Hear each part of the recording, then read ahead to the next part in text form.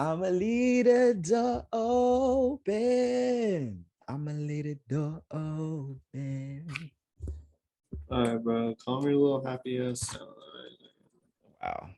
I can't show no substance.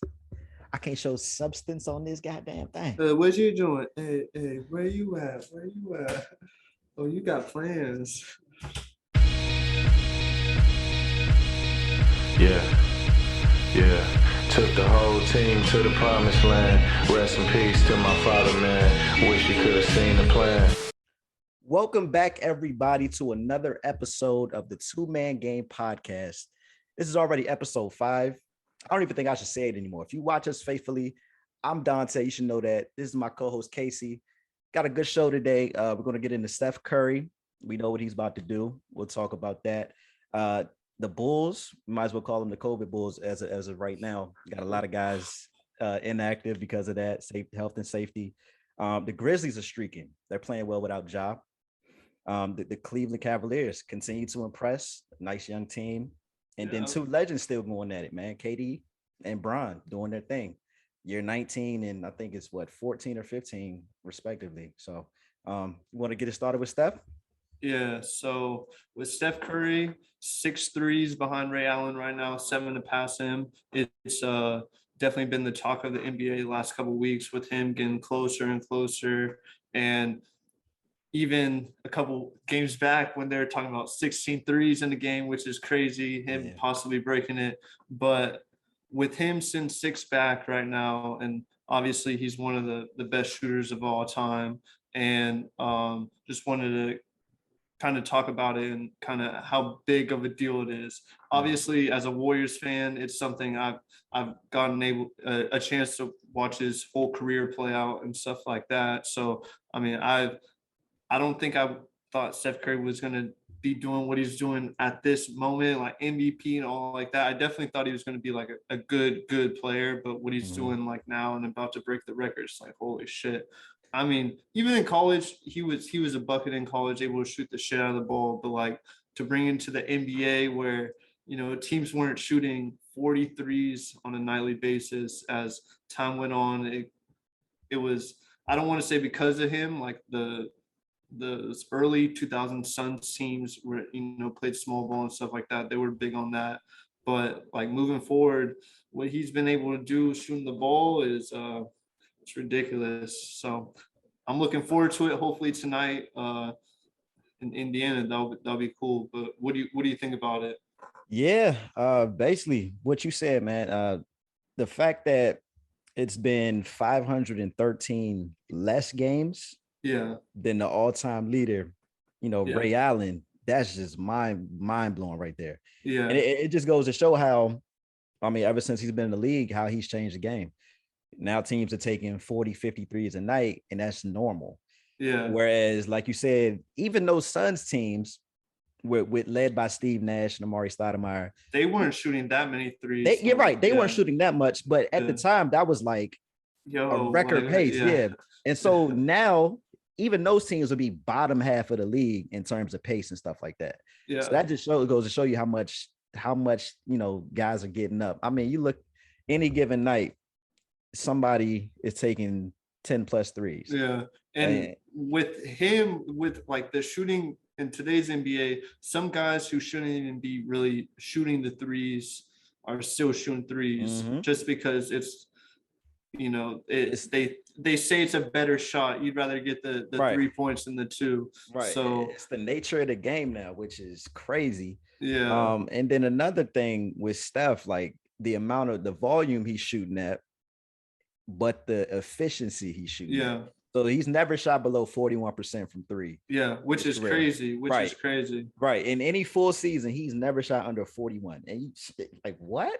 And he's shooting tough threes too. It's not like he's taking like just coming off the screen, catching shoot, like exactly coming off multiple screens, running around all over the court. And sometimes he'll get multiple screens, will give it up, get reopened, and Draymond's great at finding him and his teammates too, obviously. But just his movement off the ball, his ability to shoot how far he does is ridiculous. and just it being able to shoot off the dribble how he does too is just crazy. Yeah, no, the dude's not real. I mean, you look at all the half court shots he's making. Yeah, everybody's picking him up at half court because he's just capable of doing. Yeah, and like I said, I was looking at his stats today, and I'm just like, there's no way he's never shot under 40%, shooting as many threes as he does. Yeah, and it's like, I wouldn't even call him one of the best. He's the best shooter of all time. Yeah. Ain't no debate. The best shooter of all time. And it's going to be interesting to see how far he can carry that lead, how many threes he can get to. I think he'll get to 4K. Oh yeah, easily. Yeah. Easily. He'll get to 4K. I mean, the last couple of years, I think you could lock him in for at least 350 threes. Moving forward, he's getting older, of course, but I think he's going to be able to shoot the hell out of the ball until he's 90 years old, you know, like, so I think he could get up to 4K threes. The real question is, do you think that someone will be able to break the record? It's hard for me to say no because of how the league is now. Yeah, with shooting threes and with guys shooting like Buddy Hield quietly, he might end up catching them. I think I told you this the other day. I think he's sitting at like second in the league right now and made threes. Right. He's sitting at second right now and made threes. And this guy's coming off the bench. This is somebody that's coming off the bench. It's not even a starter. So looking at that, James Harden is fourth all time. Those Houston years, he was taking a bunch. Yeah. You know what I'm saying? So in a few years, I believe that the top 10 will be fully populated with guys that are still in the league or just left the league. Yeah. And that's just because the volume. The volume is just NBA. Crazy nowadays. So I think it's possible that somebody can catch them. Definitely not on the same efficiency though. I never do that again. I don't think I could argue with that. Yeah, that's a good way to put it. No, that's a great way to put it because it's crazy the way he shoots. It's crazy. It would be cool to see him be able to do it in Indiana, but I think against the Knicks tomorrow night would be something special. MSG. That's actually one of my favorite games. The classic. Playing at MSG. They ended up losing that game too. Yeah, they did. They ended up losing that game, but he put on a show. That was really like the coming out party for Steph Curry. Yeah, a lot of people. That's what put him on notice. But that was we'll see though, bro. It's definitely a record that is going to be. You look at the number of games and just the efficiency and all that. It shows how special he is. And Ray Allen, I mean, he was a hell of a shooter. Obviously, what he was able to do, but he just, I guess, didn't play in the right era. Nah, it's tough for him to be able to hold that record for like down the line and whatnot. But it's definitely a special record, and I can't wait to see it get broken. Yeah, he got caught in the wrong era. Ray Allen did. So yeah, it is what it is, Yeah.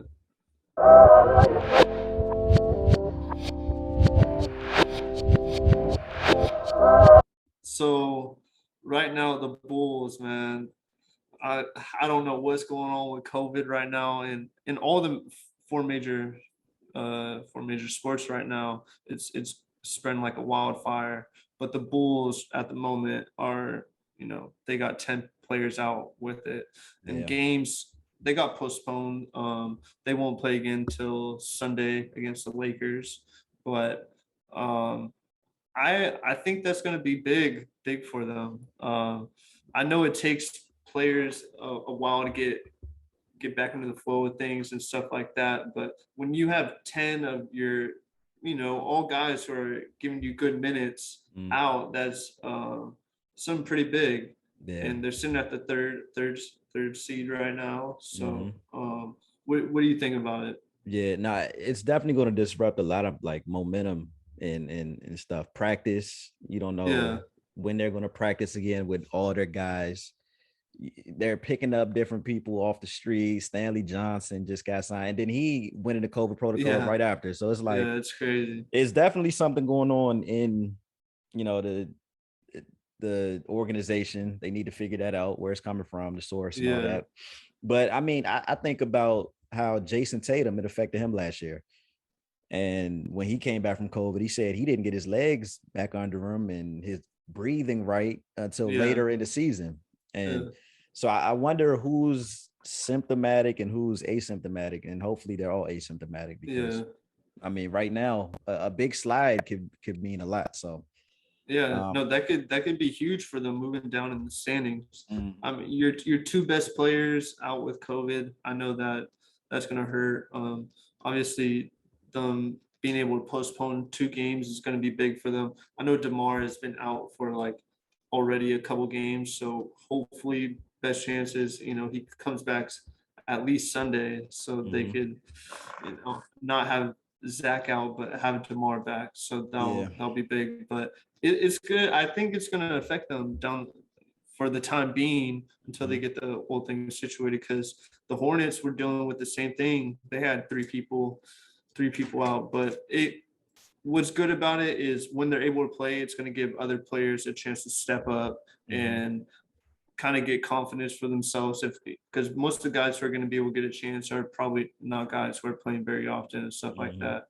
Is even the Heat right now, I mean, they're not dealing with COVID, but they're Injuries. having injuries and guys are stepping up big time for them.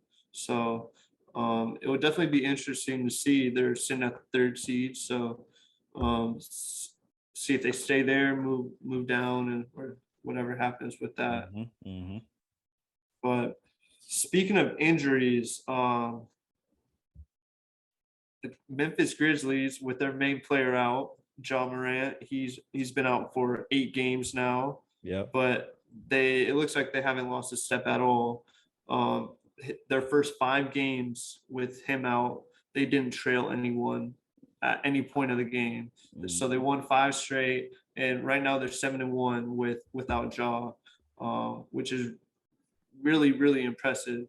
But Mhm. it shows how deep they are as with their young core, and guys been stepping up for sure.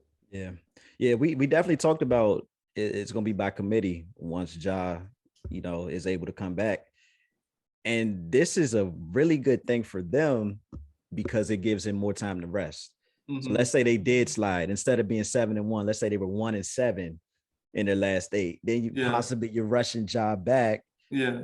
off a knee injury, and he could get hurt again. So this will give him plenty of time. I don't think they should rush him back at all. Hmm. Obviously, they're sitting in a good spot, fourth in the West. Yeah. And I know you had a stat about Tyus Jones. What was that? Yeah, it's I as a point guard, I love the assist to turnover stuff Mm-hmm. like that. So this stat really popped out. So Jones, he's the first player in 40 years with 100 plus assists and 20 or less turnovers in the team's first 25 games. Wow. So that stat, I mean, that's a crazy assist to turnover ratio as it is, but just to be able to have that as your backup point guard and as like a player like Jaw goes out, you have a Mm-hmm. guy coming in who he's not going to turn the ball over. He's going to make plays for other people. And Tyus Jones, he could shoot the ball too a little Mm-hmm. bit. And Yeah, don't leave him open. yeah, Mm-hmm. no, exactly. So it just shows how deep they are as a team. And Yeah. I mean, Dylan Brooks is averaging 17 right now. Jaren Jackson Jr. averaging 16 and a half and almost 2 blocks a game, 1.9, which is really Yeah. fucking good. Yeah. And then Desmond Bain, who is in running for most improved player for sure this year, is Mm-hmm. averaging 16, 4 and 2, a steal, and he's shooting 39.9. So basically 40% from 40% from three. three. Yeah. And it's not like he doesn't take a lot of threes either. He takes like quite a bit and some tough ones too. Mm-hmm. So for them sitting at the 4 seed right now is that's impressive, and I think that's going to be really good for them moving forward too, Yeah. because then now you bring back Jaw, potentially first an all-star caliber player, Mm-hmm. and while all these guys are already rolling, like that's spooky for sure. And I would say last year they were already a little ahead of schedule, making the play-in tournament, making playoffs. Even though their first year they should have been in the playoffs, but they added the play-in tournament. Right. Right. But Right. but they're sitting at a good spot. All their young guys are just getting better and better, and you have your all-star point guard who's out right now. Yeah. So it's It's good. It's good in Yeah. Memphis right now. Yeah, you love to see it, man. That goes to show you how valuable a good backup point guard is. Yeah, Somebody that's gonna come in, somebody you trust with the ball, not gonna turn the ball over. And you see what they're yeah, doing. They're 7-1 in the last 8 yeah, with their starting point guard playing 31 minutes per game. Um, and then I mean, last 10, he's only had 10 turnovers. That's 1 turnover a game, and yeah, that's amazing right there. That stat yeah, in itself is crazy. yeah. The No, first person, exactly. you said the first person in 40 years. 40 years. Yeah, no, that's Yeah, crazy. no, exactly. Like, I mean, I love those assisted turnover stats. Like most of the time when if I look at a box score or something like that, especially for point guards, I'm always looking at their turnovers to Mhm. see how they did. Because I mean, as a playmaker, you got to be able to take care of the ball and whatnot. So Right. that's seeing that stat. That's a perfect backup point guard. Yeah. What he's bringing to the table for them. Hmm. So I love to see it. And Hey, shout I'll, out to Memphis, man. They just retired Zach Randolph's number 2. yeah, Yeah, Zebo, so classic, grit and yeah, grind. grit and grind. Yeah, those are some great teams, man. Underrated, very Yeah, underrated. Defensive minded. You got think about you had 2 guys on that team in your starting lineup that were defensive player of the year candidates pretty much every year. yeah, And Marcus Gasol ended up winning one in 2013. And then you got Tony Allen, what he's bringing to the table. yeah. First team all defense. First team all defense. First Yeah. team all defense. Shit. I mean, damn near that was the best center power forward duo in the league, arguably during their time together. Yeah, damn near. There was, You'd have to go back and look, but I think, yeah, around that time, what, 2010 to about 2014, 15, they yeah, were definitely up there. They got to the conference finals. I believe it was one time. I think it was in 2013. They lost to the Spurs in the conference finals. And then I believe another year they were the 8th seed and beat the number 1 seed. So those are some good teams, man. yeah. No, they definitely had some good teams.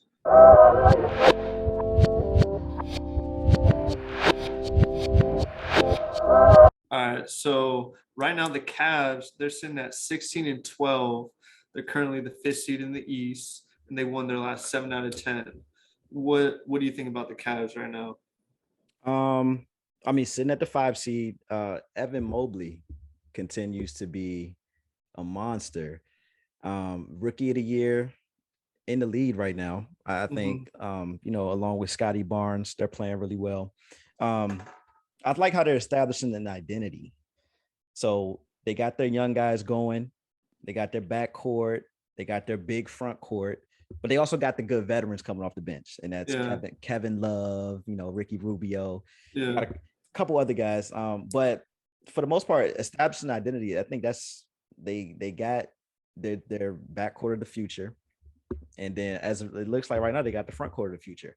yeah, So I think this year the main goal is to get to the playoffs. And so I got a crazy stat for you.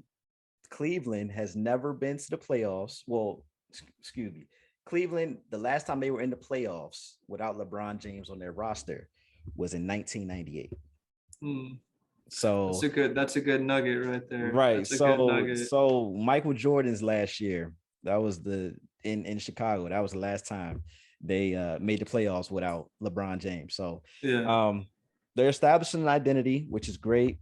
I think if they could get to the playoffs this year, make some noise and build on it, they're going to be a scary team in a couple years. So yeah, that's my take on Cleveland. yeah. So right now, was looking at their roster and all their numbers and whatnot. So right now they have 7 people averaging 10 plus, and Wow. it would be 8 people, but Colin Sexton is out. Right. So seeing that, it's that was really impressive to see, just Mhm. because they're a young team and it's showing that they're sharing the ball with one another, and they don't really care who's like the face of this the snake, or the Mhm. saying, Mhm. Mhm. they don't care. Obviously Garland is like their shot maker and stuff like that, but like Mobley has been fucking great for them. Allen's been Mhm. great for them. Marketing has been great for them. And like you said earlier, with Kevin Love and Rubio coming off the bench, they're able to come in, give like a different flow to the game. Mhm. But like Ricky Rubio, I mean, he was a starting point guard just a couple years ago. Now he's coming in as a backup. Like that's someone valuable to have on your team. Yeah. He could probably be a starter on a couple bad teams, but Mhm. I like Ricky Rubio a lot. And what Mobley's giving you 14, 8, 8.5, 2.5 assists, basically 2 blocks a game. That as a rookie coming in doing that, and he's just making the simple play most of the time too, just Mhm. playing great basketball. Like you said earlier, probably the rookie of the year right now, him and Scotty Barnes. And then Allen, you're getting 17 and 11 with a block a game and shooting like 70% from the field. Yeah, yeah. So, and like Garland's 19 and 7, and he just keeps getting better every year. So like right now they're sitting at a really good spot at the 5th seed right now, and they remind me of that Knicks team from last year. So like people didn't expect them to be good, but they were defensively every night they were a nightmare. Every night they were playing their asses off, and that kind of gives me the vibes of the Knicks teams from last year. You know, they play really good defense right now, the Cavaliers. Mhm. So every night they're a bad matchup. They're a bad matchup for a lot of Oh people yeah. too. Just their length, like that's they should be winning the boards on the glass every night. So that's tough to play. So Yeah, right now, Ricky Rubio is sort of reminds you of, well, Tyus Jones sort of reminds you of Ricky Rubio. mhm, You know, what we talked about earlier, that guy that's gonna come in, run that offense. You know, you could trust him with the rock, and yeah, he's gonna keep the turnovers down. So yeah. um yeah, no, shout out to Cleveland. Yeah, I mean, I think they're in a good spot right now, and if I'm looking forward to see what they do for the rest of the year. Yeah. 16 and 12 right now. I mean, I definitely didn't expect them to be very, very good, I guess you could say, but they definitely have shocked me so far. Yeah. I didn't have him in my play-in. I didn't either, but right now I think they're maybe like a 6 seed in the East, or like a plan, but like the 7 or 8. So they have a couple chances, but Right. I think they're good right now. They're Yeah. really good. They're in a good spot. Yeah, Definitely in a no, good spot. they're yeah, no, definitely.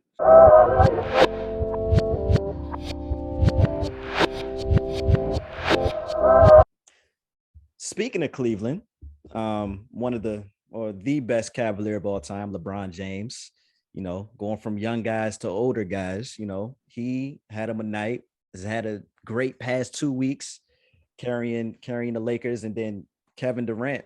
So two legends still doing it. Um, KD still leading the league in scoring. It's crazy coming back from that injury. Yeah. So what do you think about them two? Yeah, man. I got a chance to watch both those games last night, and I was just in awe to see just what these guys are still able to do. KD with 51 last night, showing the young buck Cade Cunningham what the deal was and Right. whatnot. Yeah, that was a good But matchup.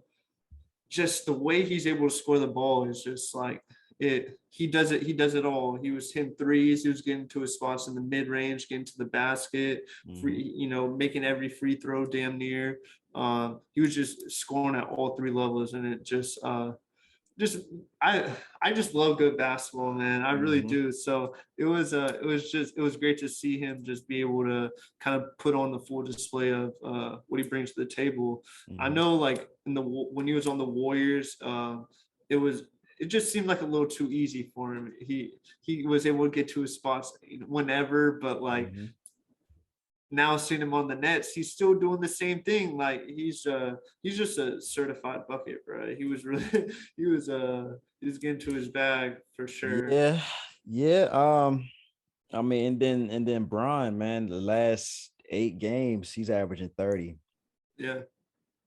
You And you wonder, I mean, we say it every year. It's probably when said it is for the he gonna past, slow when yeah, is he gonna yeah. slow down? We've When? said it for the past 4 or 5 years. Like, when is he going to slow down? And it just doesn't seem like he is, Yeah.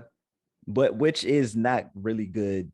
Like I mentioned for the Lakers, I think as of now, you want Anthony Davis to be your best player, Hmm. and he's not. taking that initiative. And I mean, it may be I may be putting too much pressure or too much on AD because he's averaging 24 and 10. Yeah. That's all-star numbers, all NBA Yeah. numbers. Yeah. What he's been, but I do expect him to do more. And I don't want Bron out here playing almost 40 minutes a game. Yeah. And doing that. And then KD, man, we like you said, 3-level scorer, probably the most skilled scorer ever, in my opinion. Still top of the MVP race. That injury didn't slow him down. He got better. One bit, yeah, Right. He got better after the injury, after an Achilles injury. That just goes to show you how great of a scorer he is. Yeah. So yeah, shout out to the old men in the league. They still doing their thing. Yeah, bro. What LeBron's been doing, man, it's crazy. There's like sometimes where I'll be watching their games and like he'll have a couple plays where I'm like, oh, like, he's getting a little old. But then there's plays where like he comes at it, like last night he had like, I don't even know how many, he had like 4 blocks just like coming out of nowhere where you're like, come on, bro. Like you're 36, about to be 37 in a couple weeks. Like you shouldn't be able to do what you're doing, man. Yeah, like, I don't know. He what he brings to the table still, it's crazy to think he's their best player right now. There's definitely no argument about that. Russell Westbrook's been solid. The microscope is definitely on AD, and if he's gonna be able to be that best player and kind of not carry them, but just be that catalyst to them winning good playing good basketball, winning basketball, I should say. Yeah. But no, what they're doing right now is it's you love to see it. These are the guys we grew up watching. Yeah. So them getting old it's heartbreaking, but the league's in good hands with these young guys. But I'm definitely gonna enjoy these, them going crazy. 51 from KD, and LeBron had the 30-point triple-double last night. Yep. So that's a hell of a game by both these old heads in the league right now.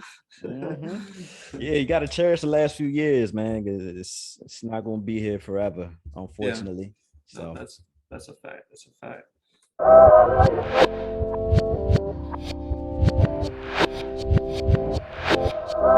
We're coming down to the end of it. You guys know what we do. Top 5 of the week. We give our best 5 teams as of right now. It's not necessarily best 5 teams in the league, but we go through what they've been doing past week and a half. So let's get it started. All right. I know this is going to be kind of wild, but my number 5 team right now is the Warriors. 21-5. Last week they went 2-2. Their only wins were against the Magic and the Blazers. So this is like we said, this isn't, they're definitely a better team than number 5 right now, but we're saying from the week. And right now, their week that they produced wasn't the best week. They lost against the 76ers and the Spurs. So they didn't look very good in those 2 losses. It's the NBA, teams are going to lose, but right now I got them at number 5 from last week. So yeah.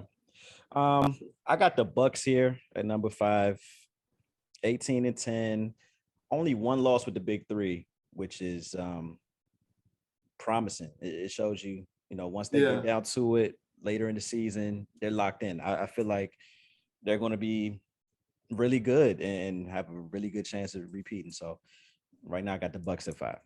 I like it. So my number 4 team right now, this is going to be kind of wild, but the Grizzlies. Even without Ja, they 7-3 in their last 10. And a lot of these games are without Ja. They had good wins against the Lakers. Well, the Rockets aren't very good, but you got to beat who you beat, and then the Heat as well. So they're 16-11. They're been playing some good basketball, role players stepping up, and they had a good week last week. So gotta show them some love. I love Memphis, man. I didn't put them in my top 5 this week. I got Utah here, sitting at 19-7. They've won 7 straight games, and they're defensively They get after it like we know them to be. They got Yeah. Rudy Gobert to be that line of defense in the back end. So I got Utah here. They beat my Wizards. What was that on Saturday? So Yeah, yeah, that was Saturday. I got Utah here. Yeah, my number 3 team was Utah. Right now, 19-7 on a 7-game win streak, like you said. They had some good wins against the Blazers, Celtics, Cavs, T-Wolves, 76ers, Wizards during that span. That's a good So those span. are, no, those are all some good wins right there, and they're just winning under the radar right now. The Warriors and Suns are kind of and the Lakers, of course, are taking the headlines out in the West. But the Jazz just been quietly winning. So Yeah. I like them at the 3 spot after last week. So I got Golden State here at 3. I think once this record gets broken by Curry, I think that may have been on their minds a little bit. Hence, Definitely. They had some bad losses in that last week, but I still got them here at 3 because I feel like the record is just getting them all wrapped up. But once I think he goes through that, I think they start cruising again. So I got Golden State here at 3. That's probably where I would have them too if they didn't lose a couple of those games last week. But yeah, no, for sure. Right, number 2, I got the Nets, 19-8. Some good wins last week against the Mavs, Hawks, and Pistons from yesterday. They're playing good basketball right now. They're winning, and it's all quiet wins right now. No one's really talking about the Nets as much as they were last year when they got together and whatnot. But they're playing good basketball right now. Kevin Durant's been killing, like we were talking about earlier. James Harden is still not playing his best basketball, I don't think, right now, which is kind of scary for the rest of the league, though. He's not even playing great. Yeah, no, exactly. But I think Patty Mills has been great for them. That's been a great pickup. I think that's like right now, looking at the key free agent pickups, I think that's one of the better ones right now. But yeah, I got them as a number 2 team right now. Yep. So I got Brooklyn here too. Like you said, 19-8, really good wins. Both games were on TV. I watched both against Dallas and then against the Hawks at Atlanta. And then obviously, KD just had a 50-piece. They got the best record on the road. They're 11-3. Yeah. So yeah, I like what Brooklyn's doing, and they're optimistic that Kyrie gonna come back this year. I just saw those reports today. Yeah, so if they do get him back, that's my pick to win it all. So yeah, I got Brooklyn here too. Wow, bold pick. So my number 1 team right now is the Suns, 21-4. Last week they had some good wins against the Celtics and the Spurs. They're doing this all without D-Book at the moment since the Warriors game was that last week. So right now they're in a good spot. They've been playing good basketball right now, and it's without their main scorer. So they're in a good spot. Yeah. I got Phoenix here too. It's given. I mean, they're playing good without D-Book, like you said. Hey man, they on pace for like 65 wins. So let's see. Phoenix, man, they only way up is up. So I mean, they went to the finals last year, so now I feel like they gotta do something. I think I like them and I like Utah to be in the conference finals. I originally I had the Lakers, but I don't know. I haven't seen much right now. I like Utah's defense and everything like that. So, and then Phoenix plays great defense as well. So, Phoenix hit number 1. It's a good list. Hopefully, you guys like those top 5s. Let us know what you think. Obviously, we want to hear what you guys think. So, if you made it this far, let us know whose list is better. Yes, sir.